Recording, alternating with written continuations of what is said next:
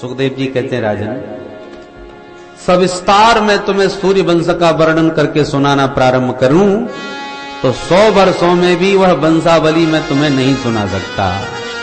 न शक्यते विस्तरतुम वक्तुम वर्ष शतैरपि, इसलिए बहुत संक्षेप में मैं तुम्हें सूर्यवंश सुनाई देता हूं। भगवान श्री हरि नारायण के दिव्य नाभि कमल से ब्रह्मा जी का जन्म हुआ। ब्रह्मा जी के बेटा हुए मरीचि मुनि, मरीचि के बेटा हुए कश्यप मुनि, कश्यप जी के बेटा हुए विवस्वान सूर्यदेव, इन्हीं से चला सूर्यवंश। विवस्वान पुत्र हुए श्राद्ध देव मनु, जिनकी श्रद्धा नाम की पत्नी से संतान नहीं हो रही थी। सूर्यवंश में सभी राजाओं को संतान की समस्या प्रायः रही, प्रारंभ से ही ये समस्या बनी रही। मनु महाराज की कोई संतान नहीं होती, तो सूर्यवंश के आदि गुरु श्री वशिष्ठ मुनि हैं, उनसे प्रार्थना की गई। वशिष्ठ जी ने यज्ञ कराया। राजा चाहते हैं बेटा हो, रानी चाहती हैं बिटिया हो। महारानी जी ने हवन में नियुक्त ब्राह्मणों से कहा, ब्राह्मण देवताओं ऐसा मंत्र पढ़ना कि बिटिया हो जाए, माला मात कर दूंगी, बहुत दक्षिणा दिलवाऊंगी। और कहीं बेटा हो गया तो सब पंडितों की दक्षिणा कटेगी, याद रखना।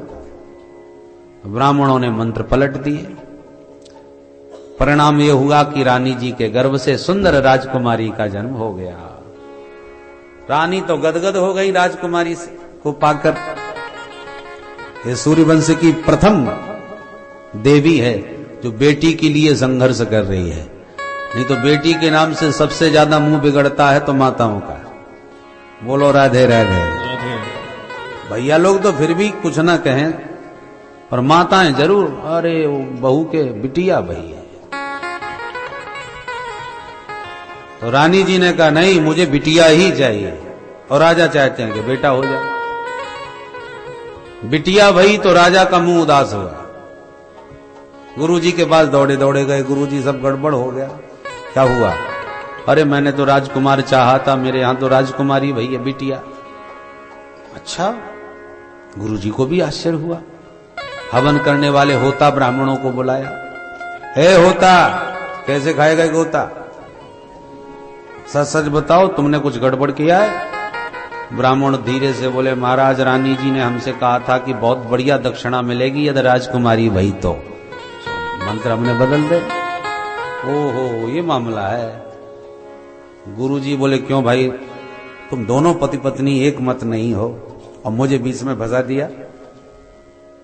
अब राजा, अब हम लोग क्या करें?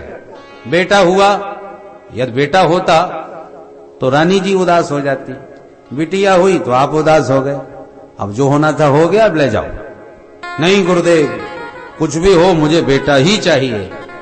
अरे भाई, अब चाहने से क्या होता है, अब तो बिटिया हो ही गई। बोले नहीं गुरुदेव, आप कृपा करो तो अब भी कुछ भी हो सकता है। अरे अब क्या हो जाएगा? बोले आप कृपा करोगे तो ये बिटिया ही बेटा बन जाएगी। हाथ धो के राजा पीछे पड़ गए तो गुरुजी को भी दया आ गई, उन्होंने उस बिटिया को ही बेटा बना दिया। बोलो राधे राधे। भागवत में लिखा है। अब बताइए, जो वैज्ञानिक आज कर रहे हैं वो हमारे महात्मा लोग न जाने कब कर चुके थे। अब पहले इन बातों को जब कथा में भागवत में कहते थे, पढ़ते थे, तो लोग कहते सब कपोल कल्पनाएं, ऐसा हो सकता है। पर आज वैज्ञानिकों ने ये चमत्कार करने प्रारंभ कर दिए तो विश्वास होने लगा, इसका मतलब ऋषि मुनियों ने भी चमत्कार निश्चित रूप से किया होगा। बोलो राधे राधे। बाद में भगवत कृपा से महारानी से 10 पुत्रों को जन्म मिला और उन्हीं 10 पुत्रों से सूर्य वंश का विस्तार हुआ। इक्ष्वाकु, नृग, सरयाति, प्रसद्र, नभग, कवि इत्यादि इन्हीं राजकुमारों से विस्तार हो गया। सुखदेव जी कहते हैं, राजन मनुपुत्र जो महाराज सरयाति थे, इनकी एक बेटी थी सुकन्या। इसने धोखे से समाधिस्थ बैठे च्यवन मुनि की आंखें फोड़ दी। बाबा अंधे हो गए। राजा को पता चला तो च्यवन मुनि से क्षमा मांगी, बिटिया से भूल हो गई। च्यवन मुनि बोले, उसने तो भूल कर दी पर हम तो अंधे हो गए ना, अब कौन करेगा जंगल में सेवा? राजा ने कहा ये राजकुमारी मैं तुम्हें ही समर्पित किए देता हूं, जिंदगी भर यही आपकी सेवा करेगी। और सुकन्या का विवाह च्यवन मुनि के साथ कर दिया। च्यवन मुनि ने विवाह कर लिया। फिर सोचने लगे कि अरे राम राम, उस राजकुमारी से तो भूल हुई, हमने शादी कर ली, अब जिंदगी तो उसकी बेचारी की बर्बाद हो गई। तुरंत च्यवन मुनि ने ध्यान लगाया तो देवताओं के वैद्य अश्विनी कुमार आ गए। कहिए महाराज कैसे याद किया? बाबा बोले हमको बढ़िया सी आंख चाहिए और बढ़िया स्वस्थ शरीर चाहिए, इलाज करो। बोले महाराज इलाज तो हम कर देंगे, आपको एकदम देवताओं जैसा देह प्रदान कर देंगे, पर आप हमें क्या देंगे, हमारी फीस? बोले मांगो क्या चाहिए? बोले हमें सिर्फ ये चाहिए कि हम यज्ञशाला में जब जाते हैं ना तो देवता लोग अपने साथ बैठा के भोजन नहीं पवाते, हमको घृणा की दृष्टि से देखते हैं। तुम डॉक्टर हो, दूर रहो। यदि देवताओं के पंक्ति में हमको आपने भोजन दिलाया तो हम आपको एकदम नव यौवन संपन्न कर देंगे। अच्छा ठीक है, अपना अपना काम करो, तुम हमारा काम करो, हम तुम्हारा काम करेंगे। न जाने कौन सा च्यवन प्रास खिलाया कि च्यवन मुनि एकदम नव यौवन संपन्न हो गए, विशाल नेत्र हो गए, देवताओं जैसा दिव्य देह हो गया। तो फिर अचानक एक दिन राजा का मन हुआ कि अपनी बिटिया से मिल आऊं जंगल में। सो च्यवन मुनि के आश्रम में आए तो बिटिया के पास तो एक बड़ा ही सुंदर नवयुवक बैठा है। माथा गर्म हो गया। च्यवन मुनि ने हजारों गालियां सुना डाली बिटिया को, अरे उल्टा तूने हमारा कुल कलंकित कर दिया, ये कौन दुष्ट तुम अपने पास बैठा रखा। कन्या ने दौड़ के प्रणाम किया, घबराइए मत, यही आपके महात्मा च्यवन मुनि है जिनको आप मुझे सौंप के दे गए थे। मेरा सौभाग्य और ये मेरी सेवा का फल है कि इनको अश्विनी कुमारों ने नव यौवन प्रदान किया है। सारी घटना सुन के बड़ी शर्मिंदगी आई। अरे बिटिया हम तो भूल में न जाने क्या क्या उल्टा सीधा बोल गए। च्यवन मुनि मुस्कुरा के बोले राजन अब तुम्हें एक यज्ञ करना होगा इसी खुशी पर। जरूर करेंगे। यज्ञ हुआ। देवपंक्ति में अश्विनी कुमारों का भाग परोसा गया च्यवन मुनि के द्वारा। अश्विनी कुमार आके बैठ गए। देवराज इंद्र जब आए तो वैद्यों को अपने बीच में बैठा देखकर क्रुद्ध हो गए, वज्र उठा के प्रहार करने को उद्यत हुए। हाथ में जल लेके जो मंत्र पढ़ करके पानी छोड़ा, इंद्र का हाथ एकदम पत्थर हो गया। उठाया मारने को सो उठा ही रह गया, हिलना डुलना सब बंद। अब इंद्र घबरा गया कि मेरे हाथ को क्या हो गया। च्यवन मुनि बोले हमने किया है। क्यों किया महाराज? बोले हमको वचन दो, आज के बाद भोजन में वैद्य अश्विनी कुमार हमेशा तुम्हारे साथ बैठेंगे, और जब तक ये वचन नहीं दोगे तब तक हाथ ऐसा ही रहेगा। इंद्र को हाथ जोड़ने पड़े, महाराज जो चाहो सो कराओ पर हमारा हाथ ठीक कर दो। मैं वचन देता हूं इनको साथ में बैठा के भोजन कराऊंगा। तब जा करके इंद्र का हाथ ठीक किया च्यवन मुनि ने, और तब से बेचारे वैद्यों को भोजन में हिस्सा मिलने लगा। बोलो राधे राधे। राधे राधे। इन्हीं सरयाती जी के वंश में राजा रेवत हुए, जिनकी बेटी रेवती जी का विवाह बलराम जी के साथ संपन्न हुआ। रेवती जी बहुत सुंदरी थी। महाराज रेवत चाहते थे कि अपना दामाद ऐसा ढूंढूं जो विश्व में उस जैसा कोई ना हो। बड़े बड़े राजकुमार देखे पर कोई पसंद ही ना आवे, तो अनेकों राजकुमारों की एक लिस्ट बनाई और सीधे ब्रह्मलोक पहुंच गए ब्रह्मा जी के पास अपनी बिटिया को लेके।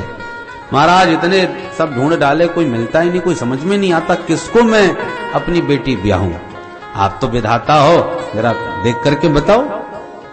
ब्रह्मा जी हंस करके बोले भाई जितने पल तुम मेरे ब्रह्मलोक में ठहरे हो, इतने पलों में तो युग के युग बीत गए तुम्हारे मृत्युलोक में। पता है मेरा एक दिन कितना बड़ा होता है? मेरे ब्रह्मलोक का 1 सेकंड होता है तब तुम्हारे मृत्युलोक के 1,00,000 वर्ष बीत जाते हैं। अरे राम राम। अब राजा घबराए गए, मेरी बिटिया का क्या होगा? मैं तो कैसे कैसे स्वप्न देख रहा था। ब्रह्मा जी बोले दुखी ना हो, तुरंत जाओ, द्वापर आने वाला है, उसमें बलराम जी शेषावतार प्रकट होने वाले हैं, उन्हीं से अपनी बिटिया ब्याह देना। तब भागे भागे मृत्युलोक में वापस आए। तब तक सारा संसार बदल चुका था। ये सतयुग के राजा आ चुका था द्वापर, द्वापर में 7 हाथ के लोग होते थे और सतयुग में 21 हाथ लंबे होते थे। तो 21 हाथ के राजा अब सब 7-7 हाथ वाले, तो सबसे लंबे चौड़े अलग दिखाई पड़ते थे। आए द्वारका में, बलराम जी से विवाह का प्रस्ताव बिटिया का रखा। दाऊ जी ने स्वीकार कर लिया। शादी धूमधाम से होने लगी। अब 21 हाथ की दुल्हन और 7 हाथ का दूल्हा। भामर पड़ने लगी, लोग हंसने लगे, रूमाल में मुंह दे करके देखो कैसा जोड़ा। कन्हैया भी छेड़ने लगे, दाऊ भैया बड़ी बहू के बड़े भाग्य। अच्छा हुआ लंबी भाभी ढूंढी आपने, हमेशा भाभी जी को सिर झुका के बात करना पड़ेगा। ऐसे परिहास करने लगे। कन्हैया श्री दाऊ जी समझ गए नटखट हमको छेड़ता ही रहेगा। उठाया अपना हल मूसल, रेवती जी के कंधे पर अपना हल रख करके जोर का झटका मारा। एक झटके में न जाने क्या कमाल हुआ कि 7 हाथ की हो गए, अपने बराबर कर लिया। बोल कृष्ण बलदेव की जय। रेवती जी इतनी घबरा गई बिचारी कि तब से दाऊ जी के बगल में ही कभी ठीक से खड़ी नहीं होती, डर के मारे। आप देखिए हमेशा जुगल जोड़ी सरकार हर मंदिर में मिलेंगे, सीताराम, राधे श्याम, गौरी शंकर, लक्ष्मी नारायण आदि आदि। पर दाऊ जी विवाहित होते हुए भी जहां भी मिलेंगे अकेले ही हल मूसल ताने खड़े होंगे। वृंदावन में गोरे दाऊ जी का दर्शन कर लो, दाऊ जी महाराज का दर्शन कर लो, अकेले ही खड़े हैं। रेवती जी का पता ही नहीं, होंगी तो कहीं कोने में हाथ जोड़ के बैठी होंगी। ऐसे हमारे दाऊ जी महाराज का विवाह हुआ। मनु महाराज के सूर्यवंश के महाराज सरियाती जी की तो चर्चा आपने सुनी। एक इनके दूसरे भाई जो थे सरियाती जी के भाई नभग के बेटा थे नाभाग के बेटा थे परम वैष्णव महाराज अम्बरीश राजा बड़े भक्त थे। चक्रवर्ती सम्राट होते हुए भी अष्टयाम सेवा करते थे। हम तो छोटे मोटे अधिकारी भी हो जाएं तो फुर्सत नहीं मिलती पूजा पाठ की। तो सप्त द्वीप वसुंधरा के राजा, परंतु 8 प्रहर ठाकुर जी की सेवा सोने से जगाने तक। सबई मनः कृष्ण पदारविंदयो बचांसि वैकुंठ गुणानुवर्णने करौ हरेर मंदिर मार्जनादिशो श्रुतिं चकाराच्युत सत्कथोदय। 24 घंटे मंदिर में झाड़ू पोंछा भी अपने हाथों से लगाते हैं। सेवा से कदाचित थोड़ा समय निकला है तो भगवान की कथा सुनते हैं, उन्हीं के गुणानुवाद गाते हैं। आंखें सदा भगवान की झांकी को ही निहारती रहती हैं। इनका भगवत सेवा के अतिरिक्त दूसरा कोई काम ही नहीं। भगवान ने कहा भैया तू 24 घंटे मेरी सेवा में लगा रहेगा तो तेरा राज्य कौन देखेगा। कहते महाराज आपकी छत्र छाया में हमें डरने की क्या आवश्यकता। जब भक्त कोई सर्वथा भगवान पर निर्भर हो जाता है तो भगवान भी योगक्षेमं वहाम्यहम् सारी जिम्मेवारी अपने हाथ में ले लेते हैं। ठाकुर जी ने अपना सुदर्शन चक्र ही सुरक्षा के लिए समर्पित कर दिया अम्बरीश की रक्षा हेतु। एक दिन एकादशी का दिन आया। अम्बरीश महाराज ने बिल्कुल निर्जला, पानी तक नहीं पिया, व्रत रखा। द्वादशी में जब व्रत का पारण होने लगा, प्रसाद बन के तैयार हो गया, उसी पल दुर्वासा मुनि आ गए। आइए आइए महाराज आप भी प्रसाद पाइए। बाबा बोले अवश्य पाएंगे, पर अभी मध्याह्न का संध्या वंदन नहीं हुआ, हम यमुना स्नान करके संध्या वंदन करके अभी आते हैं। चले गए। अब उस दिन द्वादशी का क्षय था, त्रयोदशी लगने वाली थी और पारण द्वादशी में ही करना था। राजा दुविधा में आ गए। पारण किया तो बाबा नाराज हुआ और बाबा को पवाने की प्रतीक्षा करी तो द्वादशी निकल गई, व्रत भंग हो गया। अब क्या करूं? भई गति सांप छछूंदर के, दोनों तरफ की दुविधा। स्थिति ये हुई, ब्राह्मणों से परामर्श लिया अब ब्राह्मणों ने कहा भगवान का चरणामृत पी के व्रत खोल लो, तो भोजन भी नहीं हुआ, संत का सम्मान भी रह गया और व्रत का पारण भी हो गया। बात ठीक लगी, चरणामृत पी लिया, व्रत खोल लिया। बाद में दुर्वासा जी को पता चला तो बड़े गर्म हो गए। यो माम अतिथिमायातम आतिथ्येन निमंत्र च अदत्वा भुक्तवांस्तस्य सद्दस्य दर्शये फलम। मेरे जैसे अतिथि को निमंत्रित करके तूने पहले ही पारण कर लिया, अभी इसका फल चखाता हूं। जटा उखाड़ के पटक दी, जटा से बड़ी भयंकर कृत्या पैदा हो गई। विकराल मुंह फाड़ के राजा को खा जाने के लिए दौड़ी। भगवान के दिव्य सुदर्शन चक्र ने आगे बढ़ के तुरंत कृत्या को भस्म किया और दुर्वासा मुनि की ओर बढ़ा। जो सुदर्शन का दर्शन किया सो दुर्वासा मुनि प्राण बचा के पतली गली से भागे। अब आगे दुर्वासा, पीछे सुदर्शन। भागे भागे ब्रह्मा जी की शरण में, हे विधाता रक्षा करो इस सुदर्शन से। जो सुदर्शन का नाम सुना ब्रह्मा जी ने भी हाथ जोड़ लिया, भैया तू यहां से भाग जल्दी। भोले बाबा की शरण में गए, भोलेनाथ मैं तो आपका ही बच्चा हूं, मेरी रक्षा करो। भोलेनाथ ने कहा जिसका सुदर्शन है उसी के पास जा, मेरे बस की बात नहीं। तब भगवान नारायण के चरणों में जाके गिरे, प्रभु आप तो ब्राह्मण देव हो, मुझे ब्राह्मण की आप ही रक्षा करो। भगवान भी हाथ जोड़ के बोले दुर्वासा जी भैया क्या करें, हम भी पराधीन हैं, कुछ नहीं कर सकते। दुर्वासा जी बोले आप कैसी बात करते हैं प्रभु, सारे संसार के मालिक होके कह रहे हो कि हम पराधीन हैं, भला आप किसके अधीन हो। तो भगवान अपनी अधीनता स्वीकार करते हुए कहते हैं अहम भक्त पराधीनो यस्वतंत्र द्विज साधुभिर्ग्रस्त हृदयो भक्तैर्भक्त जन प्रिय। क्योंकि एकदम अधीन रहता हूं। किस प्रकार, बोले जैसे एक पतिव्रता पति को समर्पित होकर के सेवा करते करते अंत में पति को भी अपने बस में ही कर लेती है, सेवा के बल पर, समर्पण के बल पर। ऐसे ही वशी कुर्वन्ति माम भक्त्या सत्प्रियः सत्पतिम् यथा। सेवा समर्पण से इन भक्तों ने मुझे भी अपने बस में कर लिया, मैं इनके विरुद्ध कुछ नहीं कर सकता। दिन रात ये मुझे भजते हैं तो मैं भी दिन रात इन्हीं को भजता हूं। ये मुझे अपने हृदय में रखते हैं तो मैं भी इनको अपने सदा हृदय में संभालता हूं। साधवो हृदयं मह्यं साधूनां हृदयं त्वहं मदन्यत्ते न जानन्ति नाहं तेभ्यो मनागति। दुर्वासा जी बोले तो महाराज अब मैं किधर जाऊं ये बताओ। भगवान बोले उधर ही जाओ जिधर से आए हो। जिसका अपराध किया है उसी की शरण में जाओगे तो बच पाओगे। ये सुदर्शन मेरा नहीं उसी का हो गया। तब बेचारे 1 साल के बाद वापस आए और वापस आकर के अम्बरीश के चरणों में दुर्वासा जी गिर गए।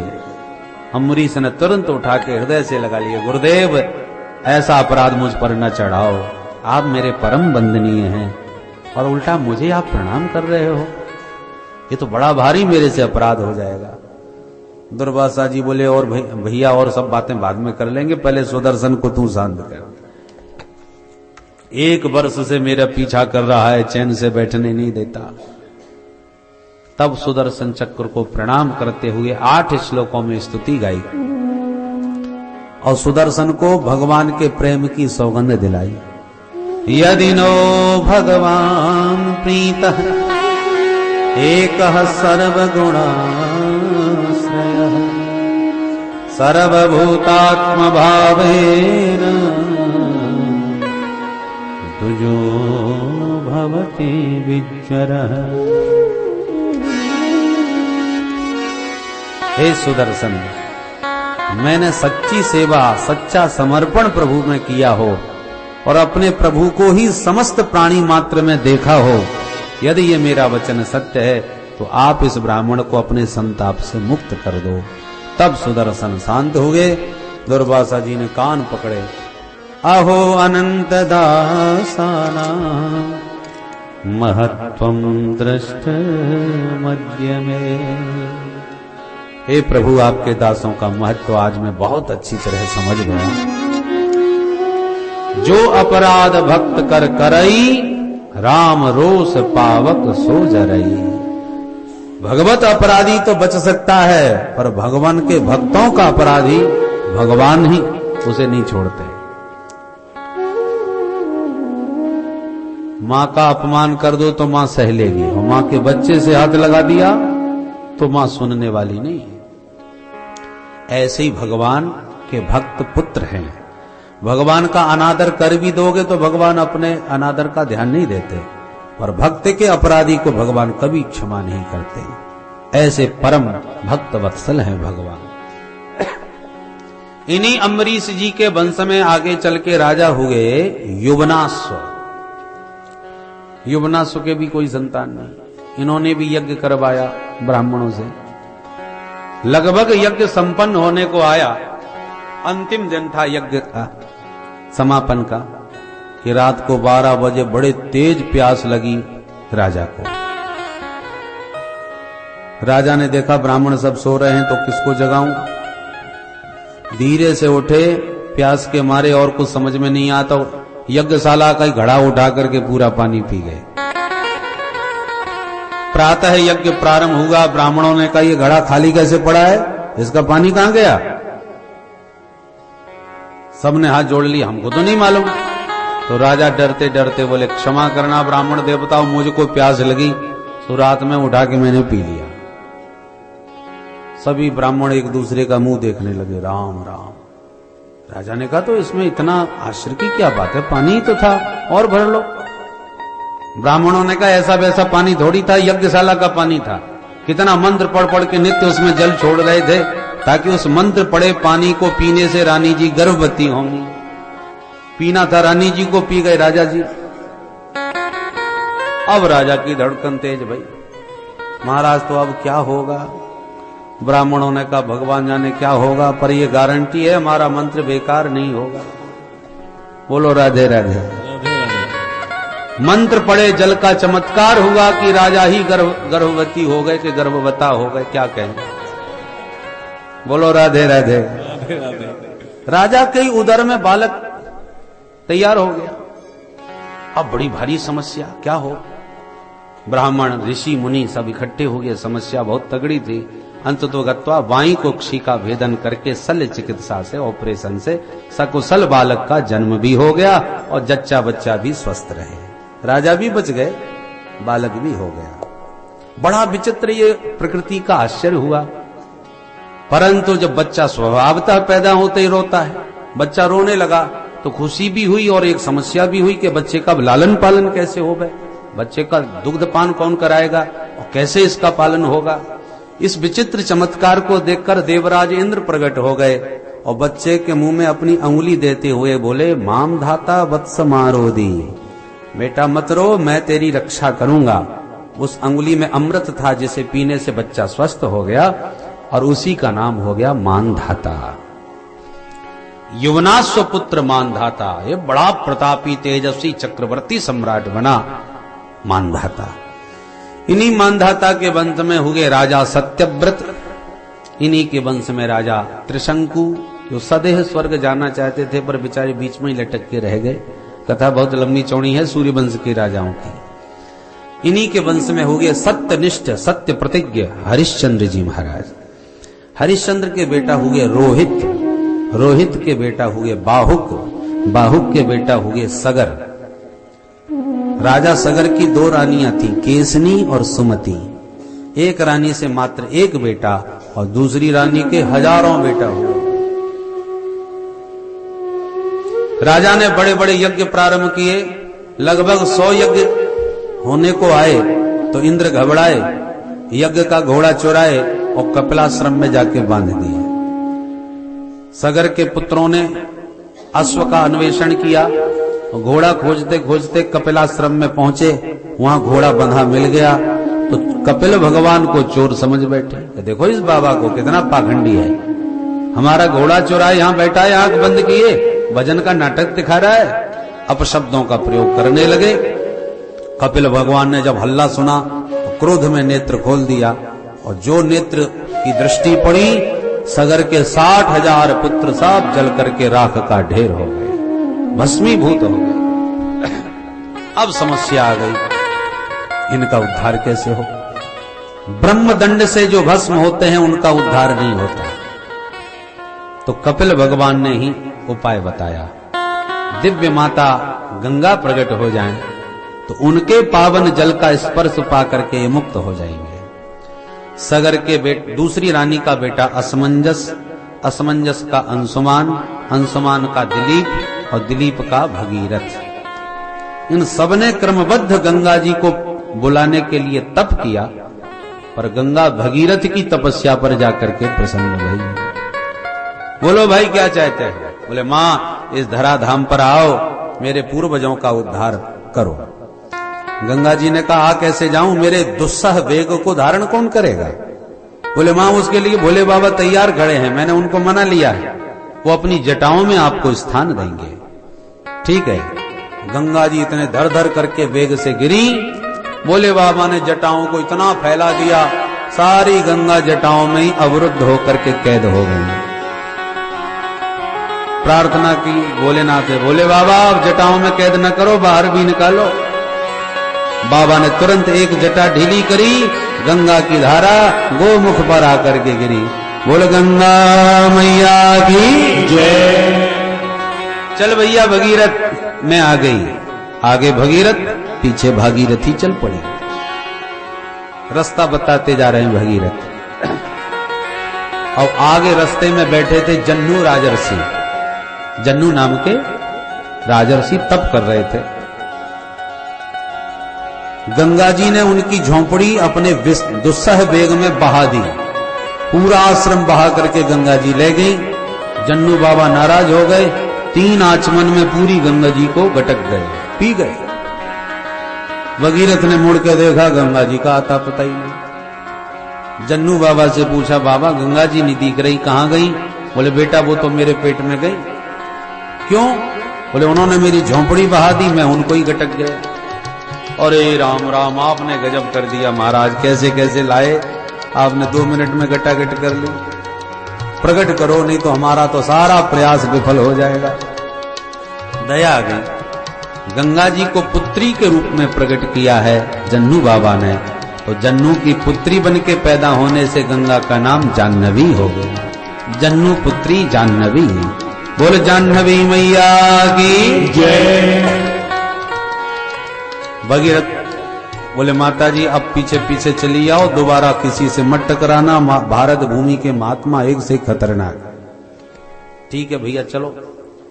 नीचे उतरती हुई हिमालय से जैसे ही हरिद्वार में आई तो सप्तऋषि तप कर रहे थे जगह जगह अलग अलग। गंगा जी ने धर धर करके अपनी विशाल धारा का शोर मचाया।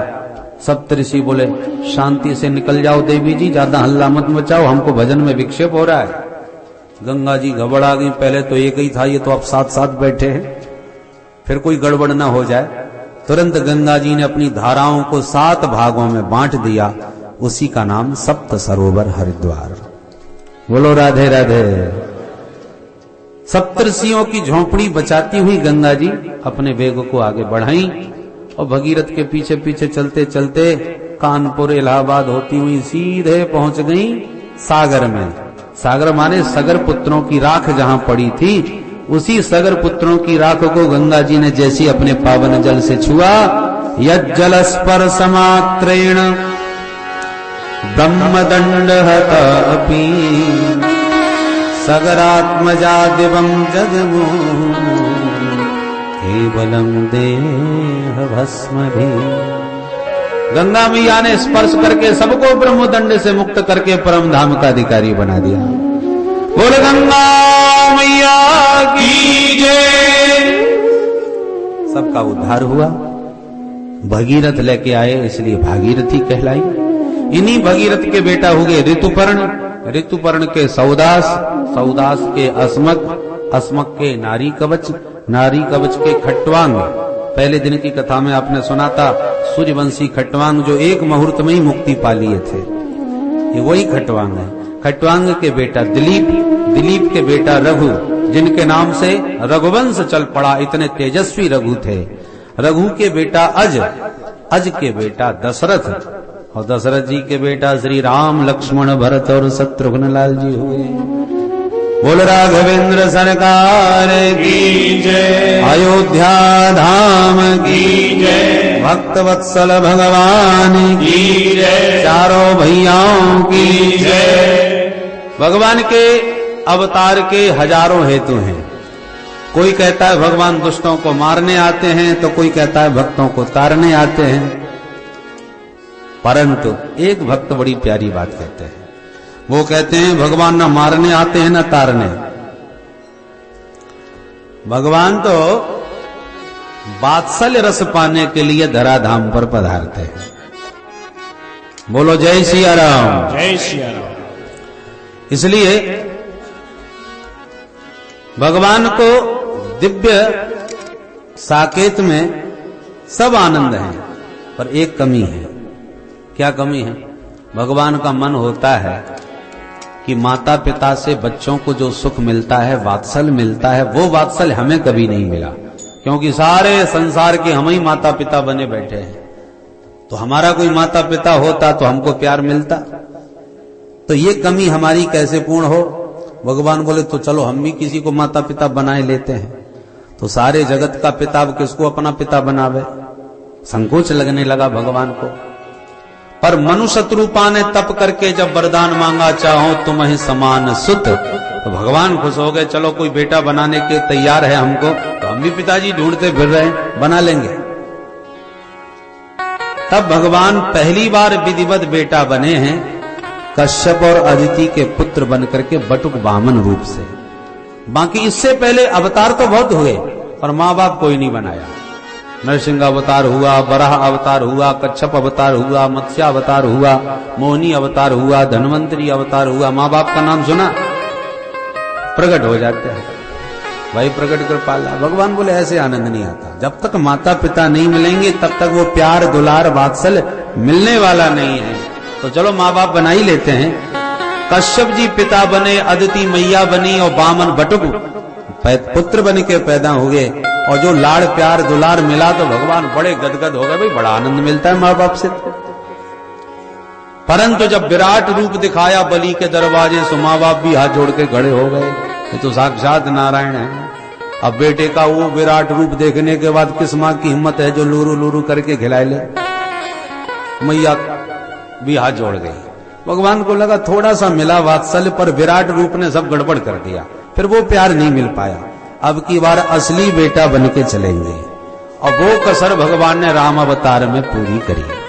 अम्बा कौशल्या जी के सन्मुख राम जी जैसे ही चतुर्भुज रूप में प्रकट भये, तो अम्बा कौशल्या तो बेचारी हाथ जोड़ के स्तुति करने लगे। कह दोई कर जोरी स्तुति तोरी, कहीं विधि करो अनंत, माया गुण जाना पीत अमाना, वेद पुराण भजनता। भगवान बोले बस करो माते, कान पक गए स्तुति सुन सुन के मेरे, बहुत महिमा सुनी है अपनी, अब तो आपकी प्यार भरी फटकार सुनने के लिए आया हूं, आपका दुलार प्यार पाने के लिए आया हूं। मां ने कहा प्रभु बेटे का प्यार पाना था तो बेटा बन के आना था, आप तो पूरे पिताजी बने खड़े हो। आपकी चार भुजाएं शंख चक्र गदा पद्म देखकर किस माँ की हिम्मत है जो बेटा बना के गोद में खिलाए? क्षमा करना प्रभु, बेटा का सुख पाने के लिए बेटा बनना पड़ेगा। भगवान बोले बहुत बार बना हूं पर बेटा बनना आता नहीं है, आप ही सिखा दो। माँ ने कहा मैं बताती हूँ, पहले तो ये 2 हाथ छोड़ो और 2 हाथ गायब करो। 4 हाथ वाले बेटे कोई अच्छे थोड़ी लगते हैं, दुनिया का भीड़ लग जाएगी 4 हाथ वाला बेटा पैदा हुआ। ऐसा बेटा नहीं, जैसे संसार के होते हैं वैसे ही बनो। 2 हाथ रखो, 2 हाथ जाओ, विदा करो। ठीक है माँ, और बताओ। माँ ने कहा ये कपड़े लत्ते पहन रखे, पीताम्बर ओढ़ रखा है, सब उतार के फेंको। बच्चे कोई कपड़े लत्ते पहन के थोड़ी पैदा होते हैं। ठीक है माता जी, और बताओ। माँ ने कहा ये शंख चक्र गदा पद्म ये भी सब छोड़ो, लाठी बंदूक लेके बच्चे पैदा नहीं होते।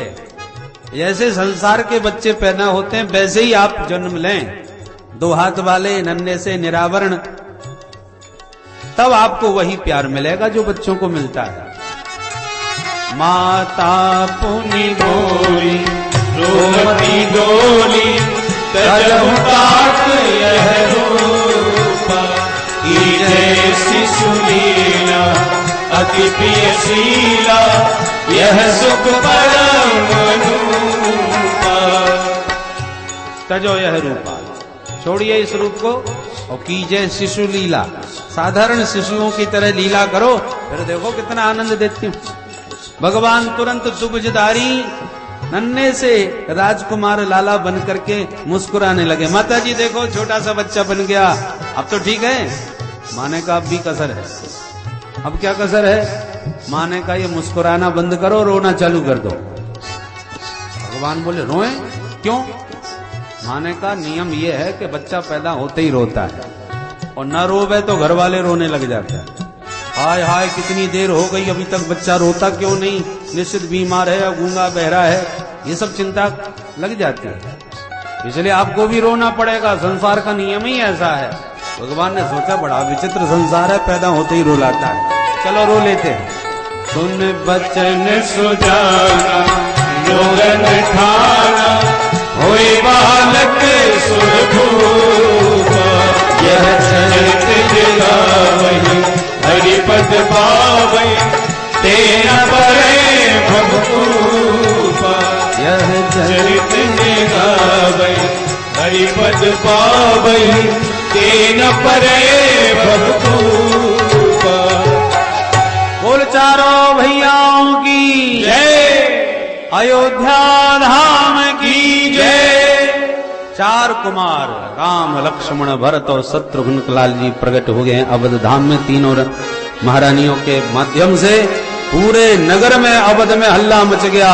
सुन शिशु रुदन परम प्रिय वाणी, राम जी के रुदन की वाणी जहां जहां जिस जिसके कान में पड़ी, दास दासियां ले ले बधाइयां दौड़ पड़ी, और अद्भुत महोत्सव अवध में मनने लगा।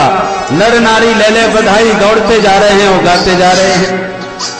प्रगटे हैं चारे ओ भैया, अवध में बाजे बधैया, प्रगटे हैं चारों भैया, अवध में बाजे बधैया, प्रगटे हैं चारों भैया, अवध में बाजे बधैया, प्रगटे हैं चारों भैया, अवध में बाजे बधैया, बाजे बधैया, बाजे बधैया, बाजे बधैया, बाजे बधैया, बाजे बधैया, बाजे बधैया, बाजे बधैया, बाजे बधैया, प्रगटे हैं चारों भैया, अवध में बाजे बधैया, प्रगटे हैं चारों भैया, अवध में बाजे बधैया। बधाई हो।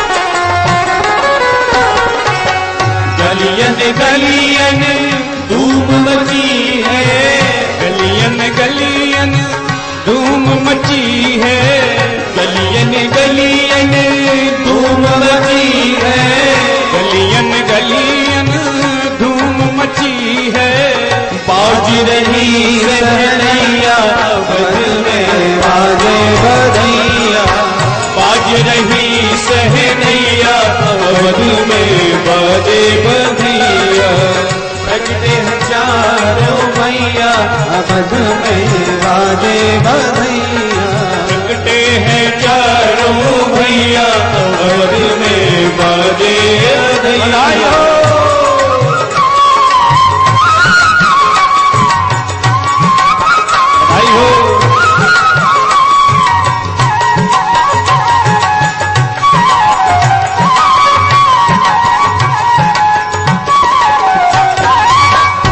जगमग जगमग दियला जलत है, जगमग जगमग दियला जलत है, जगमग जगमग जगमग जगमग दियला जलत है, जगमग जगमग दियला जलत है। झिलमिल होत अटैया बध में बाजे बधैया, झिलमिल होते अटैया अवध में बाजे बधैया। प्रगटे हैं चारों भैया अवध में बाजे बधैया, प्रगटे हैं चारों भैया अवध में बाजे बधैया।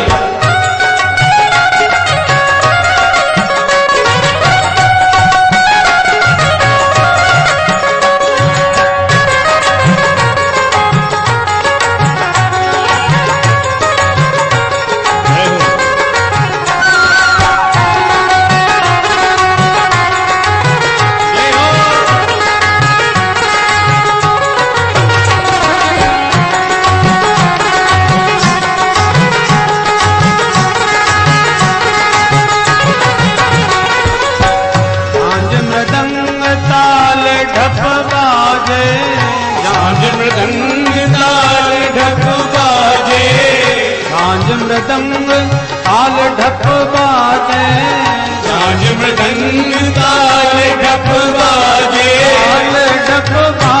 ताल ढप बाजे, ताल ढप बाजे, ताल ढप बाजे। झांझ मृदंग ताल ढप बाजे, झांझ मृदंग ताल ढप बाजे। नाचत ताता भैया बाजे बधैया, नाचत ताता भैया अवध में बाजे बधैया। प्रगटे हैं चारों भैया अवध में बाजे बधैया, प्रगटे हैं चारों भैया अवध में बाजे बधैया।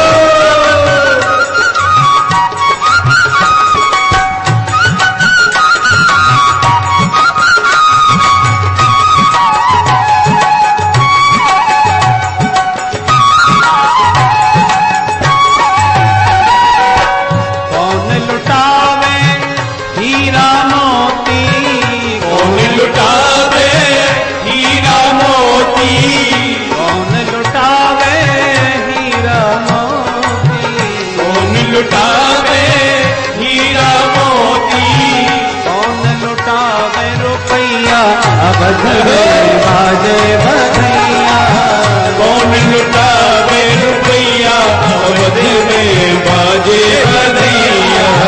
प्रगटे हैं चारों भैया अवध में बाजे बधैया, प्रगटे हैं चारों भैया अवध में बाजे बधैया। बधाई हो।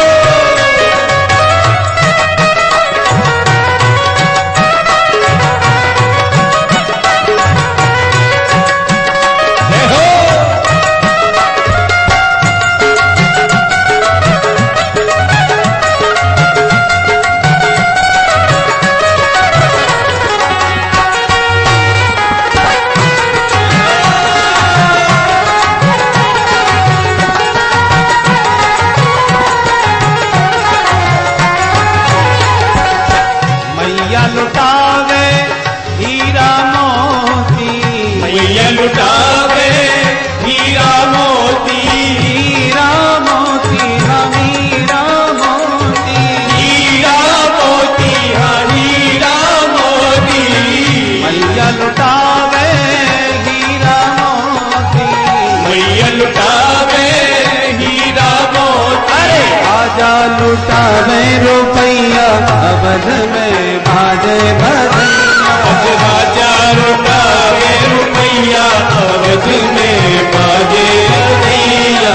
प्रगटे हैं चारों भैया अवध में बाजे बधैया, प्रगटे हैं चारों भैया अवध में बाजे बधैया।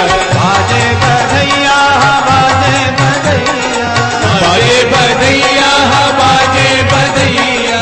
बाजे बधैया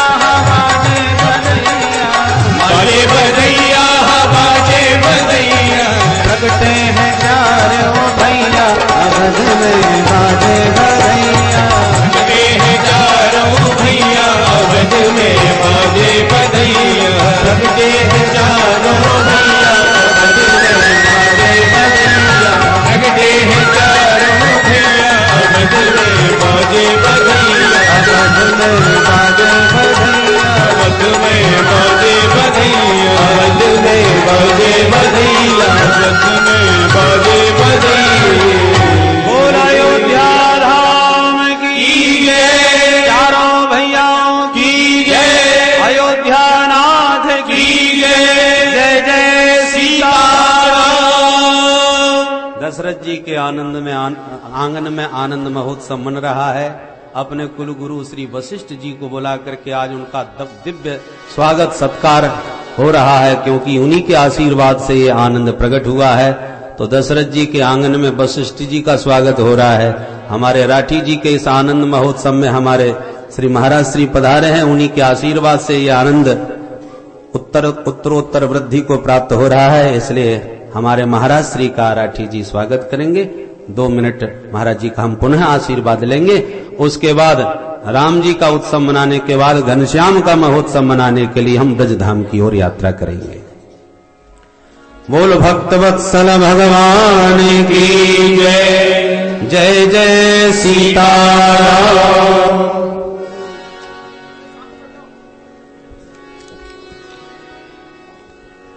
परम पूजनीय श्री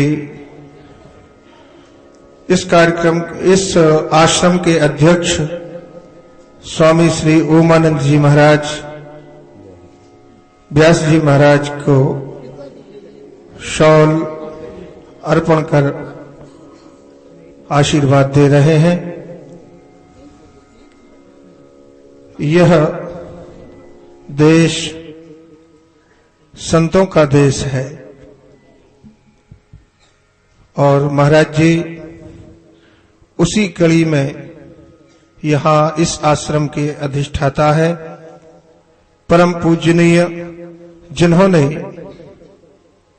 इस शुक तीर्थ को जन्म दिया, ऐसे श्री कल्याण देव जी महाराज के कृपा पात्र और इस आश्रम के अध्यक्ष परम पूजनीय श्री ओमानंद जी महाराज, जो इस पूरे कार्यक्रम के लिए अपने परकर के साथ में पूर्णतया समर्पित है, हमारे राठी परिवार को पूरा सहयोग दे रहे हैं।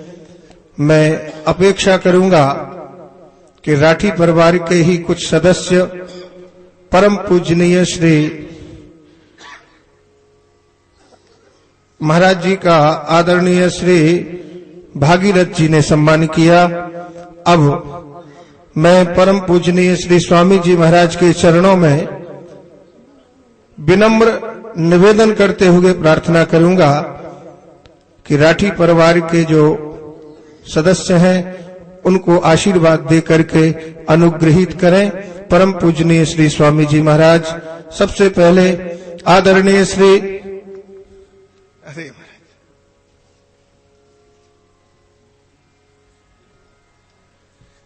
श्री महाराज जी से मैं प्रार्थना करूंगा कि भागीरथ जी राठी इनको आशीर्वाद प्रदान करें। आदरणीय श्री मुरलीधर जी राठी, आदरणीय श्री माणक चंद जी राठी,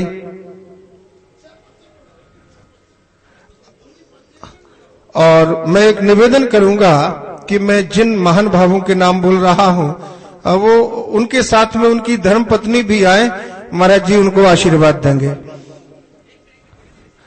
आदरणीय श्री मुरलीधर जी राठी एवं उनकी धर्मपत्नी, आदरणीय माणक चंद जी राठी,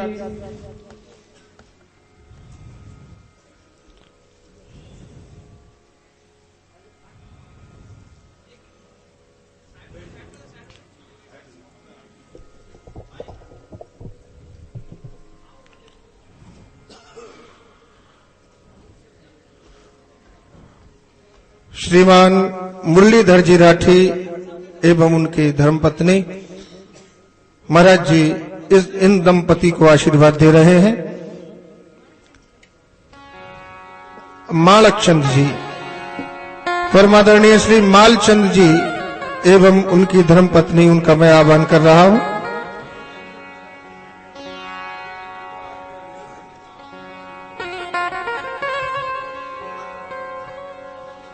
श्री सीताराम जी राठी एवं उनकी धर्मपत्नी जी,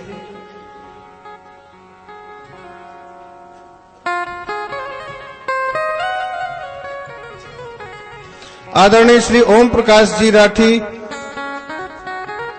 एवं उनकी धर्मपत्नी, आदरणीय श्री सत्यनारायण जी राठी एवं उनकी धर्मपत्नी जी, आदरणीय श्री नंद किशोर जी राठी,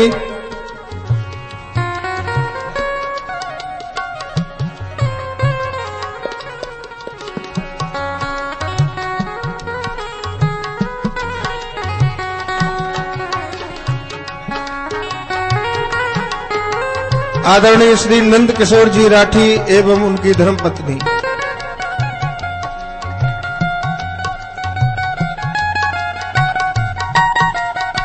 आदरणीय श्री गजानन जी राठी एवं उनकी धर्मपत्नी,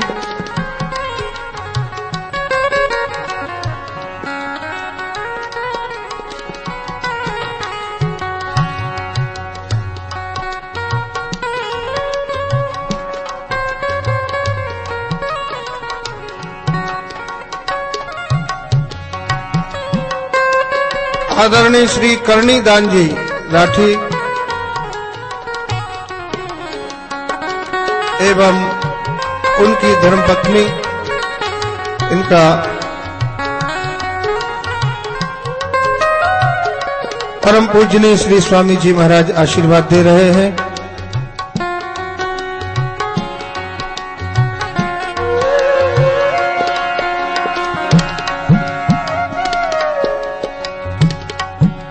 इस कार्यक्रम के जो परीक्षित हैं,